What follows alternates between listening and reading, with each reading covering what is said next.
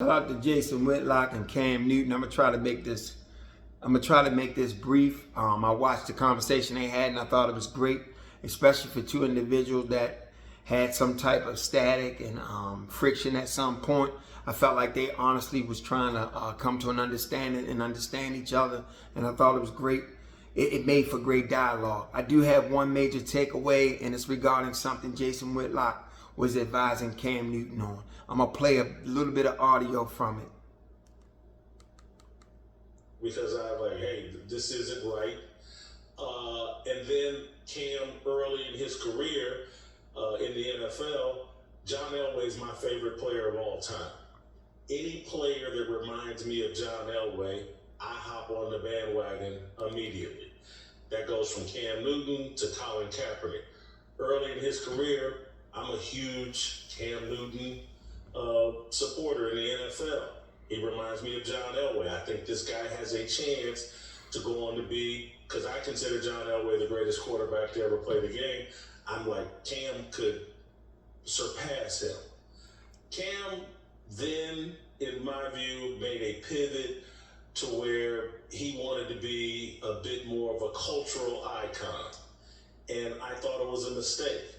I think that when you're a franchise quarterback, there's a clean-cut way that the organization wants you to present yourself. I think that young men, particularly young black men, have spent way too much time worrying about their hairstyle, their fashion statements, any of that. I think it's all a mistake. I think it's all a waste of energy.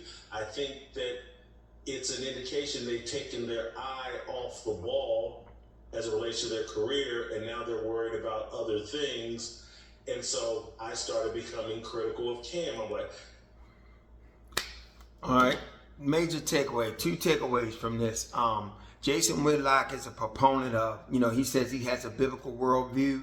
He's a follower of Jesus Christ, and he's always, from time to time on his show, he talks about, the Bible, and he holds his understanding and his belief to be closely glued to Scripture. And with that being said, he's telling Cam later in his interview that his views normally opposes the world.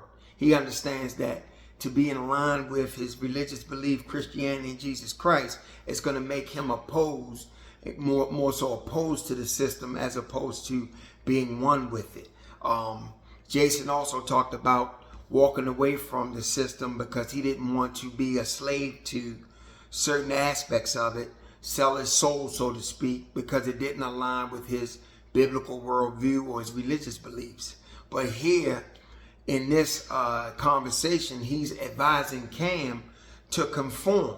And one thing we know about Jesus is Jesus' messages, if you believe in that. Me personally, I have a more Eastern philosophy. I'm drawn to that more. I have a more spiritual outlook, and I believe all religions have one thing in common, and that's the love element. Everything is about the love, God, source, whatever you want to call it. I think they all say the same thing in their own unique way. So I'm not against any religion, but I have a more spiritual outlook on things. But if you believe in that, Jesus carried the message of freedom. He came to free yourself. He came to inspire you to trust your the natural essence and the core of who you are.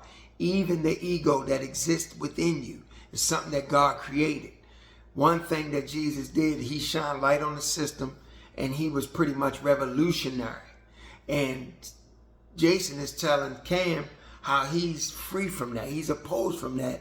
But now he's telling him he should conform, he should clean his look up so he can go further in the system. And pretty much, I feel like he's inspiring Cam or advising Cam to be a slave to it. That's my only thing. It seems a little hypocritical. It's some hypocrisy there. It's a contradiction there. But other than that, I love the conversation. And if you guys get a chance, go check it out. I thought it was good dialogue. Y'all have a good one, man. I love y'all. Godspeed.